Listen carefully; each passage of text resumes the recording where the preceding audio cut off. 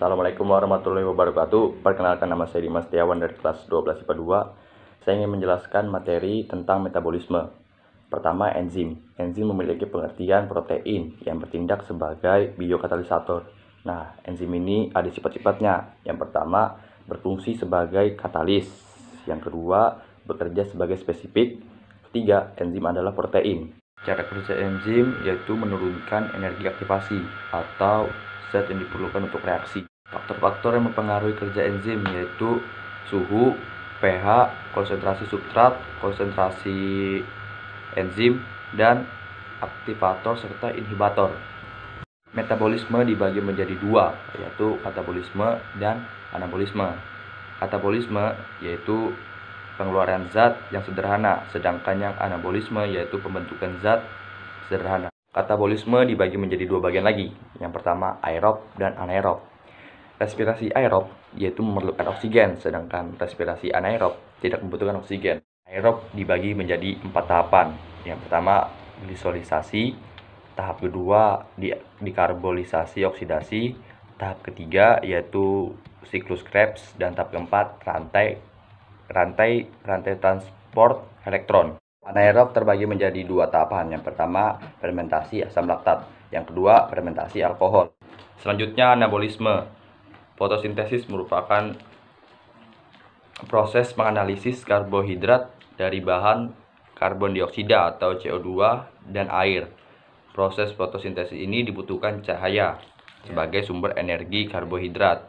Nah, cahaya ini memiliki dua bagian, yaitu siklik dan non-siklik.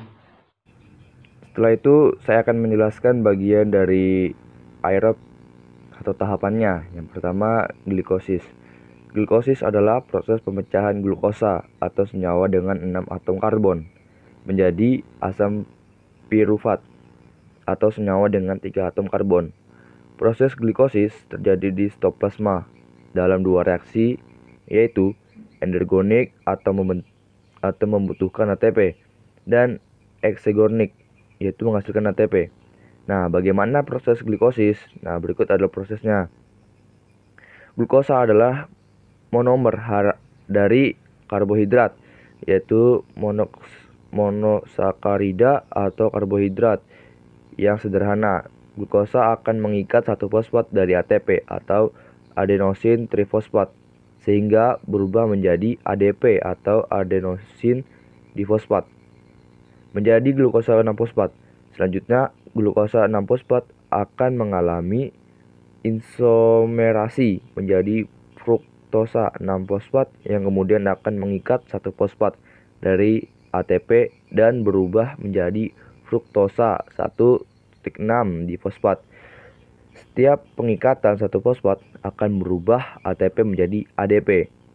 Fruktosa 1,6 difosfat kemudian dipecah menjadi dua senyawa PGAL atau fosfoglyceraldehyde yang membentuk senyawa BPGA atau bifosfoglyceraldehyde. Proses ini menghasilkan NADH atau nikotinamida adenosin dinukleotida hidrogen. NADH merupakan bentuk energi yang dapat berubah menjadi ATP, di mana NADH berasal dari NAD+. Selanjutnya, BPGA membentuk senyawa PGA diubah menjadi asam pirufat. Pada proses ini, BPGA kehilangan satu fosfat yang kemudian bergabung dengan ADP sehingga menjadi ATP. PGA kemudian akan diubah menjadi asam pirufat yang tidak mengandung fosfat, di mana fosfatnya bergabung dengan ADP dan membentuk ATP. Kesimpulan dari tahap glikosis ini yaitu tempat terjadinya glikosis di sitoplasma. Substrat itu satu molekul glukosa.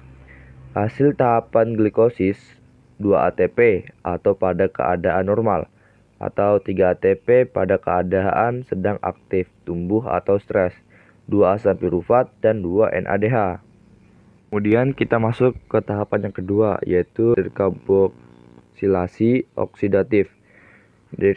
Dekarboksilasi adalah reaksi kimia yang mengakibatkan hilangnya gugus karboksil dan melepaskan karbon dioksida atau CO2 dari suatu senyawa. Pada respirasi aerob, untuk tahapan dekarbosilasi oksidatif, yang dimaksud senyawa tersebut adalah asam pirufat. Dekarbosilasi oksidatif atau DO disebut juga reaksi antara karena DO merupakan reaksi sebelum masuk ke siklus Krebs. Tempat terjadinya proses DO berasal pada mitokondria, tepatnya pada matriks mitokondria. Nah, singkatnya, dekarboksilasi oksidatif adalah proses perubahan pirufat menjadi asetil CoA. Bahan dasar dari DO adalah dua asam pirufat yang dihasilkan dari proses glikolisis. Pada tahapan DO, proses yang terjadi adalah mengubah asam pirufat menjadi asetil CoA. Pada tahapan glikosis, jumlah satu senyawa glukosa menghasilkan dua asam pirufat. Akibatnya akan terbentuk pula dua asetil CoA. Pada proses DO membutuhkan koenzim A yang akan menghasilkan dua NADH dan dari NADA+. Proses diawali dari reaksi melepaskan satu karbon dan dua atom oksigen dari asam pirufat menjadi karbon dioksida. Tersisa dua atom karbon yang akan bereaksi dengan koenzim A dan membentuk asetil CoA. Koenzim A adalah suatu senyawa yang mengandung sulfur yang berasal dari vitamin B. Nah, dari tahapan dekarboksilasi oksidatif atau DO, tempat terjadinya itu di matriks mitokondria. Substratnya dua asam pirufat. Hasil tahapan DO yaitu dua asetil CoA, dua karbon dioksida, dan dua NADH. Selanjutnya kita akan masuk ke tahapan ketiga yaitu siklus Krebs. Siklus Krebs atau daur Krebs disebut juga sebagai daur asam sitrat karena pada tahapan ini dihasilkan senyawa awal berupa asam sitrat. Tempat berlangsungnya tahapan siklus Krebs berada di dalam matriks mitokondria. Hasil dari daur Krebs adalah menghasilkan senyawa yang berfungsi sebagai penyedia kerangka karbon bagi sintesis senyawa lain. 3 NADH, 1 FADH, 2, dan 1 ATP untuk setiap satu asam pirufat. Karena input substrat adalah suatu setil CoA untuk setiap satu molekul senyawa glukosa, maka hasil dari siklus Krebs pada respirasi aerob adalah 2 ATP, 6 NADH, dan 2 FADH2. Proses siklus Krebs diawali dari sebuah senyawa oksaloasetat 4C yang bereaksi dengan asetil CoA. Dari tahapan sebelumnya, dekarboksilasi oksidatif menghasilkan asam sitrat 6C. Kemudian terjadi perubahan isomer dari asam sitrat 6C menjadi isositrat 6C. Isositrat 6C diubah menjadi asam A atau ketoglutarat 5C, di mana pada prosesnya menghasilkan 2 NADH yang berasal dari NADH+. Pada proses ini terjadi pengeluaran atom karbon atau C dalam bentuk CO2. Selanjutnya asam A, ketoglutarat 5C akan diubah menjadi senyawa berikutnya yang menghasilkan NADH dari NAD+. Pada proses ini juga terjadi hasil pengeluaran satu atom karbon dalam bentuk CO2. Senyawa yang terbentuk dari proses ini adalah suksinil 4C. Senyawa suksinil 4C kemudian akan diubah menjadi suksinat 4C dan menghasilkan GTP atau guanosin trifosfat dari GDP atau guanosin difosfat. Proses yang terjadi ini sama dengan pengubahan ADP menjadi ATP. Berikutnya akan terbentuk senyawa fumarat 4C. Dari proses ini menghasilkan FADH2 atau flavin adenin dinukleotida hidrogen dari FAD+ atau flavin adenin dinukleotida. FADH2 adalah bentuk energi yang belum bisa digunakan oleh tubuh. Untuk bisa digunakan oleh tubuh diperlukan dan diubah menjadi ATP pada tahapan berikutnya yaitu transport elektron. senyawa marat 4C akan diubah menjadi senyawa malat 4C yang kemudian akan diubah menjadi oksaloasetat. Pada tahapan perubahan senyawa malat 4C menjadi oksaloasetat 4C menghasilkan NADH dari NAD+. Seperti dengan Fa2H, Na2H juga merupakan bentuk energi yang belum bisa digunakan oleh tubuh. Agar dapat digunakan oleh tubuh perlu diubah menjadi ATP pada tahapan transport elektron. Nah, untuk tempat terjadi siklus Krebs, ini biasa terjadi di matriks mitokondria. Substrat 2-asetil CoA, hasil dari tahapan siklus Krebs yaitu 2 ATP, 4 CO2, 6 NADH, dan 2 FADH. Kemudian kita masuk ke tahapan yang keempat, yaitu sistem transport elektron. Transport elektron disebut juga sebagai fosforilasi oksidatif adalah tahap pengubahan NADH dan FADH2 menjadi energi dalam bentuk ATP agar dapat digunakan oleh tubuh. Tempat terjadinya tahapan transfer elektron berada di bagian mitokondria, tepatnya di membran paling dalam krista mitokondria. Bentuk membran dalam mitokondria atau krista yang terdiri atas suatu rantai pembawa elektron yang tersusun dari NAD, FAD, koenzim Q, dan sitokrom. Tahapan pada transfer elektron terdiri atas perubahan NAD menjadi ATP dan FADH2 menjadi ATP. Perubahan NADH menjadi ATP yaitu dekarboksilasi oksidatif 2 NADH, siklus Krebs 6 NADH. Jadi total NADH dalam 10 NADH yang sama dengan 30 ATP. FADH2 yang dihasilkan pada tahapan sebelumnya. FADH2 hanya dihasilkan pada siklus Krebs dengan jumlah sama dengan 2. Jadi jumlah FADH2 yang dihasilkan adalah 2 yang sama dengan 4 ATP. Sehingga seluruh ATP yang dihasilkan pada tahapan transport elektron adalah 34 ATP. Proses ini diawali dari NADH yang diuraikan menjadi NAD+, membuat elektron hasil dari reaksi makan masuk ke kompleks protein 1, kemudian dikirim ke koenzim Q. Saat elektron melewati kompleks, protein 1 akan dikeluarkan satu atom hidrogen. Elektron dari koenzim Q dibawa melewati kompleks protein 3 ke sitokrom C. Pada saat melewati kompleks protein 3 akan dikeluarkan satu atom hidrogen. Kemudian dari sitokrom C, elektron akan dibawa ke matriks mitokondria melalui kompleks protein 4. Saat elektron melewati kompleks protein 4 akan mengeluarkan satu atom hidrogen lagi. Nah, jadi setiap ion hidrogen yang dihasilkan akan dibawa masuk ke dalam matriks mitokondria melewati ATP AC. Setiap satu atom hidrogen yang masuk akan mengubah satu ADP menjadi satu ATP.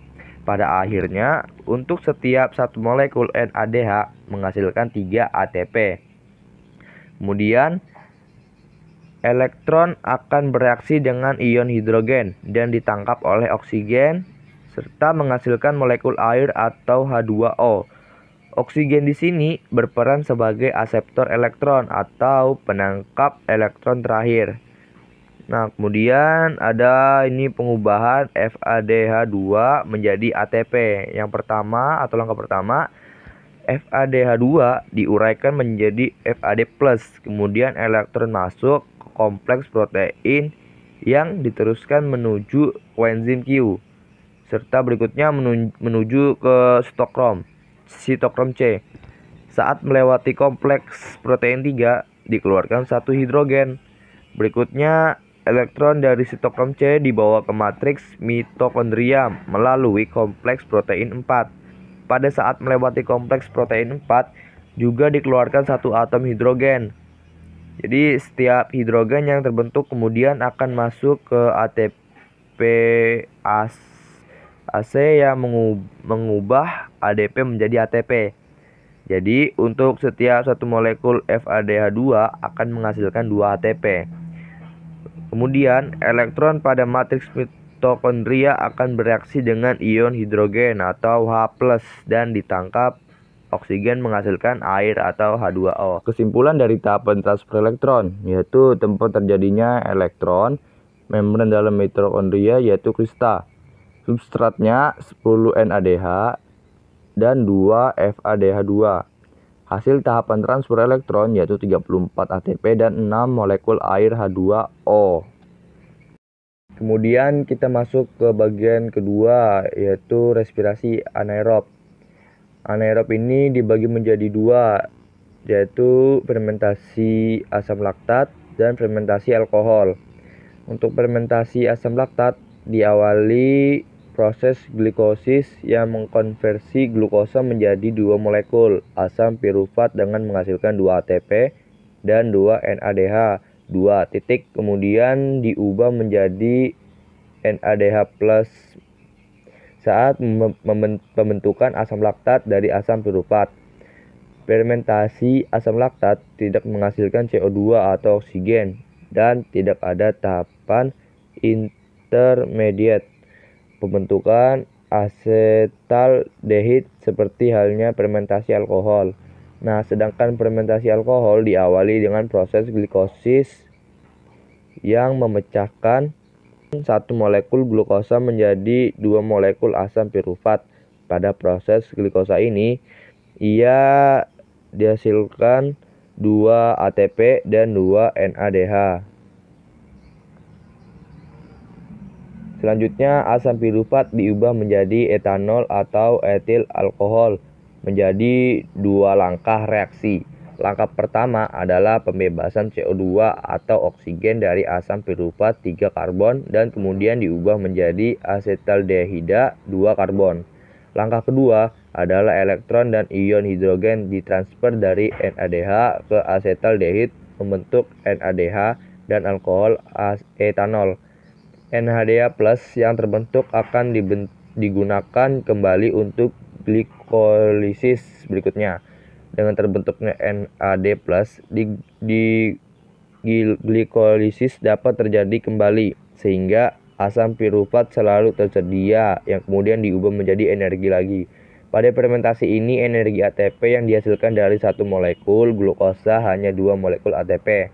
Berbeda dengan proses respirasi aerob yang mampu versi 1 molekul glukosa menjadi 34 ATP. Kemudian kita akan masuk ke bagian anabolisme.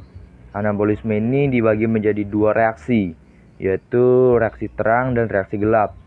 Nah, di reaksi terang ini dibagi lagi menjadi 2 bagian, yaitu reaksi non-siklik dan reaksi siklik. Nah, kita akan menjelaskan dulu di bagian reaksi non-siklik.